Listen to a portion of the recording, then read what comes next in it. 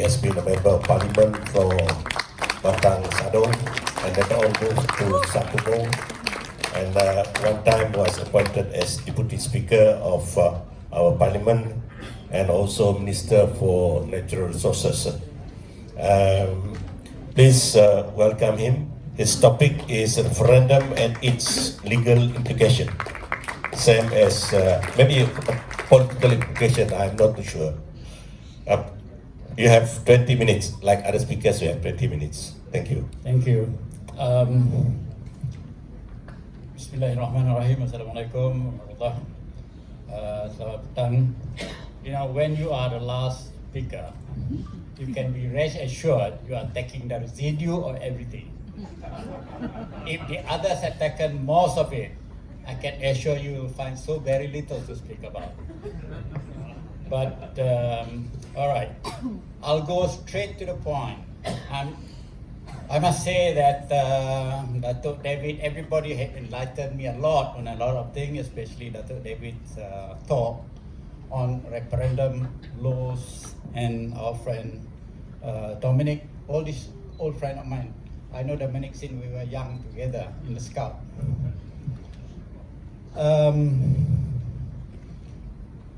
Let me go straight to Malaysia Sarawak affair. You know, when you talk about Malaysia, the formation of Malaysia, I think everybody knows that Malaysia, starting from the Malaysia Solidarity Committee 1962, Cobble Commission 1963, Intergovernmental Report 1963, Malaysia Agreement 1963, Act of Malaysia 1963 in England, Act of Malaysia 1963 in Malaya, then the Federal Constitution. Now I go also touching everybody's what have people already spoken. First, I've got to differentiate the situation in England, just like our friend Aziz, and the situation in Malaysia. In England, when Union was formed in 1707, the Union of England was established. They didn't have the constitution. They are not bound by any kind of law when they created the law themselves. Therefore, when Scotland created the Referendum Act, there is no law in England to say that that act is null and void. But in Malaysia, if you want to do a law in Sarawak, you got to refer to the constitution. How much can the state legislate, and what is the scope the state can legislate? And let me go back to Sarawak. Now, when we talk about referendum here, I think we are talking about Sarawak exceeding out, or we stay in Malaysia. That's exactly the point we are talking about. Okay, let's go back to all the document that I mentioned earlier. It was discussed during the Cobble Commission. It was discussed during the Intergovernmental Report about the exit clause to be put in the Malaysia Agreement. But it never was being put in because the British thought that it will be a perennial or permanent arrangement between the parties concerned. Therefore, it was never being put. Of course, Lord Lansdowne did say, if you have the right to go in, then you have the right to get out. Intrinsic. So that's what Lord Lansdowne, but it was never also being put in writing. It was not in the agreement, not in the Act of Malaysia, not in the Constitution of amended Constitution suggested by the Act of Malaysia, and later on become the amendment part of the Malayan Constitution before they become Malaysian Constitution in 1963. And again, is this thing, legally speaking, when the court interpret this, they don't care about the matters outside the Constitution. They just look at this Constitution. That's our problem. All right. Okay, a lot of people say when Singapore exited from Malaysia in 1965, let me tell you the truth. The law was created in Parliament to allow Singapore to get out by law. Therefore, intrinsic in that, the president was created. We can get out from Malaysia. There's nothing to prohibit us to get out in this constitution because they have already created president in 1965. But how to get out? How to get out? All right? Now, people say when Singapore get out, the agreement become null and void. But then agreement was an international treaty. In every ratification of treaty is a law. Professor knows about this, part of his job.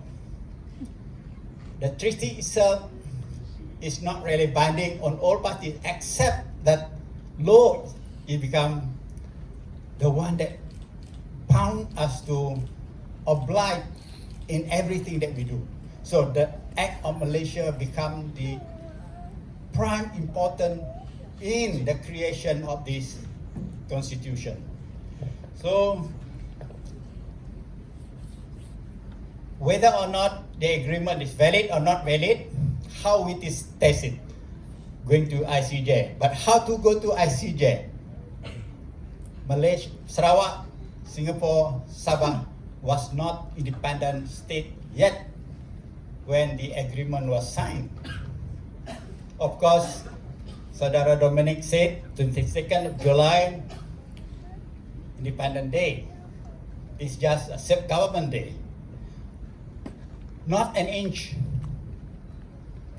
say the British, of the British territory can be ceded out without the consent of the House of Commons, the Common in the House of Commons. This is the law in the Commonwealth.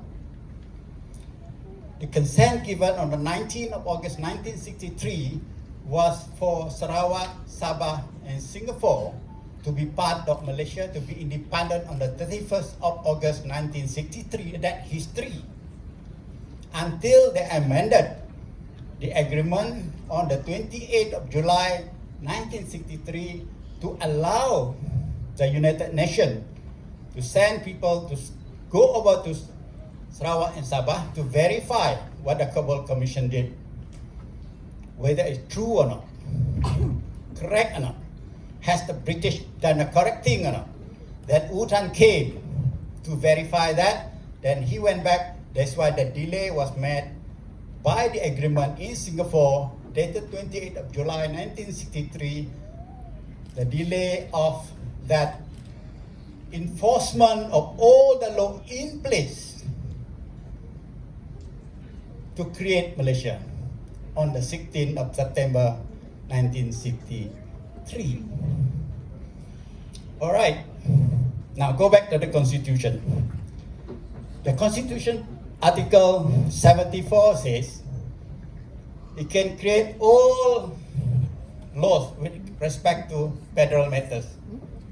And also it says what are the law under the schedule can be created by the state. Anything which is not governed, not listed in the federal list or the state list or the concurrent list under this Article 74 come under Article 77. The state can create the law. It was suggested we can create the law in Sarawak for referendum under Article 77. But then, again, go back to what Saudara Aziz said, supremacy of Perlembagaan, Constitution.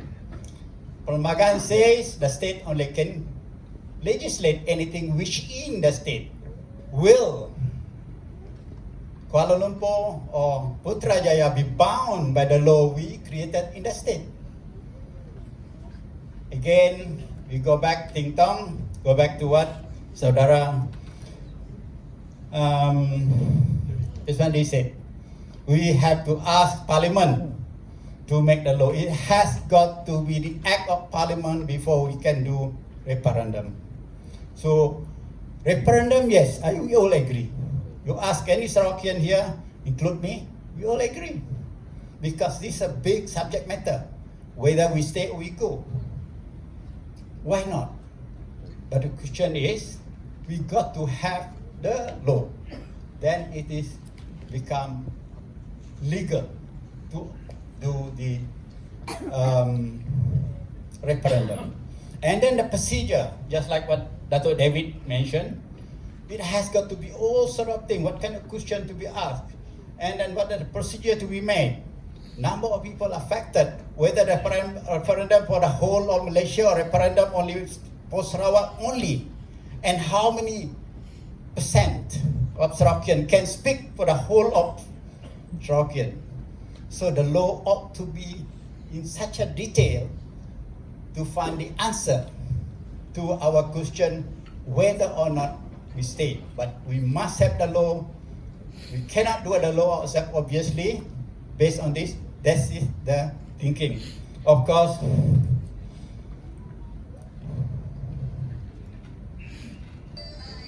the point agreement,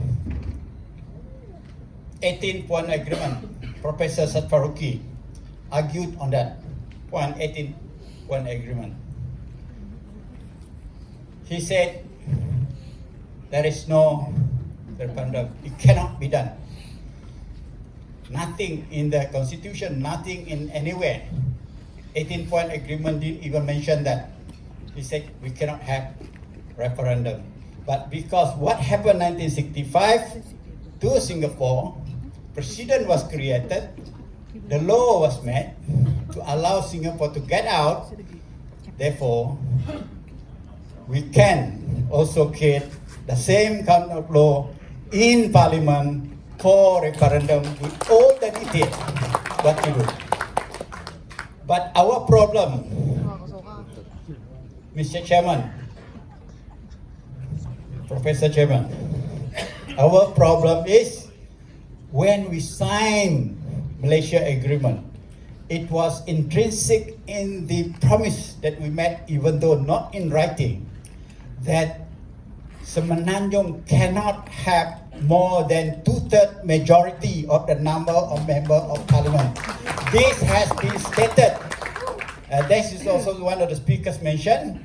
It should have been maintained, but when Singapore exceeded all the numbers given to Malaya, none given to Sarawak and Sabah, as a result of which we lost that more than 1/3 of the number in Parliament. So that is what the state is now fighting for. We must get it back for Sarawakian, so that they cannot just do anything to us as they like, theoretically. But okay, again, theoretically, but practically, you can see even all people also support them. Okay, let's go back to the members of Parliament. Just now, I think Dato David mentioned, Saudara Aziz mentioned, everyone had mentioned about whether the safeguard, as mentioned under Article 161E, is enough or not. My answer is no. I give you the explanation. Good, simple explanation. When they declared emergency in 1969, they extend the authority of Oil Mining Act, the extent of authority of the jurisdiction of the Continental Shelf Act of 1966 to Sabah and Sarawak. Then they extend the authority under Article 150(7) that lapsed after 6 months into perpetual application under the Act of Parliament, Act 1979, to allow continuous application. which resulting in the validity of all the acts, like the Oil Mining Act, like the, what else? Territorial Act 2012, also they did. So everything, all this erosion have happened because of the emergency. During the emergency, what they did, the emergency declare, and then this one application tidak pakai lagi. The application, the Constitution 1969 on the 14th of May 1969, Constitution was suspended, Parliament stopped meeting, so they didn't have to look at this one anymore. They just create the law as they like. That is why whatever safeguard we have inside here is not enough. It's never enough. So what we should ask for is all the laws that encroach into our right, done as a result of the 1969 Act, ought to be given back to Sarawak so that everything go back to us. Otherwise, give us the Referendum Act so that we can decide whether to stay with you or we get out. So, ladies and gentlemen, I think I can assure you that the question of bringing the case to ICJ is not on. For reason that, okay, I give you, during the time of signing an agreement, only England and Tanah Melayu were independent countries. We are not yet. Sarawak a state government. Singapore was as a state, but still not independent. Neither was Sabah. Even though the negotiators, all our leaders, was asking for that, we should be given independent first before we sign that. I think they must have foreseen what going to happen today, then in 1963. But the British want to push it so fast that they forgot to give us an independence, but they still allow us to have a safe government. Safe government is not independent. They just allow us experimental government, just like in West Malaysia, in Peninsula, in 1955, after the election in March 1955, and Tengku Abdul Rahman became the Chief Minister of Malaya. At that time, there was no independence. So, the question is whether we can or have the authority or the local standard, according to the law, to bring the case to ICJ for decision to find out whether or not we are bound by the agreement 1963. So that become a big question, and all the other laws where they encroach into our right, include the Oil Mining Territorial Act, everything. Actually, I spoke to our leaders here, include our AG. If ultimately they don't give us all this back, they don't want to negotiate with us, we should consider bringing them to court, even though in federal court. You may not trust the federal court, but I still trust the federal court. I have to trust the federal court because we can't go to ICJ. We may not have the standing. We may not have a local standard. The latest decision made in 2013, the case of Seychelles, if I'm not mistaken, whereby the decision was, if the territory is not yet independent, they don't have a local standard to sign anything. But in this case, only two independent states, that's England and Malaya. But can we persuade England to bring the case to court? Or can we persuade Putrajaya to bring the case to court? Both, we find it very, very difficult. They don't mind to sacrifice Sarawak so that they have a good relationship with Putrajaya.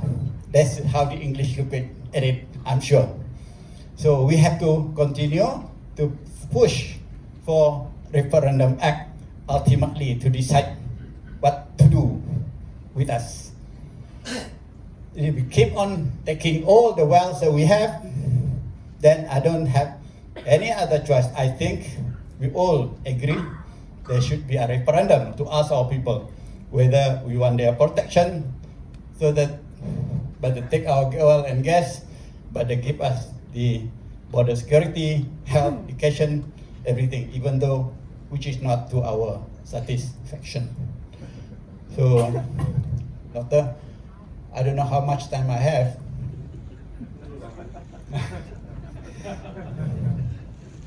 Actually, my text is very long. I didn't want to just go through rambling.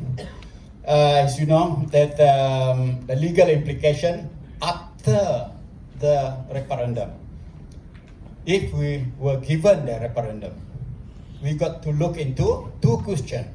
Whether the act created by Parliament is based on a compulsory obligation by the government to comply with the referendum, or it just happened to be just like other commission. Suppose just now I think Dato David Tang put, whether it's under Speaker of Parliament or put under the commission. If put under the commission, it's just like the report of the commission. This is not obligatory for the government to comply with the recommendation of the commission. So just like what you have seen, the Police Commission 2004, 2005 suggested to the government to create the IPCMC. It never been met for the government because the police pressure didn't do the law. Only now they come back again with IPCMC because the government now thinking, doesn't matter what the police, whether they agree or disagree, we want to make sure that the police become a good organization rather than an organization that tarnished with all sorts of allegations like corruption, killing people in cells, something like that. So again, at the end of the day, the commission is not good enough, because at the end of the day, Constitution says the country is governed by the cabinet. The majority in the cabinet is the government, and they will decide different than what the commission recommended. So again, we have to decide on kind of law must have, whether it's obligatory for the government to comply whatever the result of that referendum. So the detail is like what Dato David Tang has spelled out. I think it's very informative, and we should learn from there. So, ladies and gentlemen, I think I haven't spent my time. That I think good. Thank you very much. Thank you very much, Dato. I think we are now going to this question and answers. Can you please take your seats? I also invite the other speakers yang berbahagia, Dato David.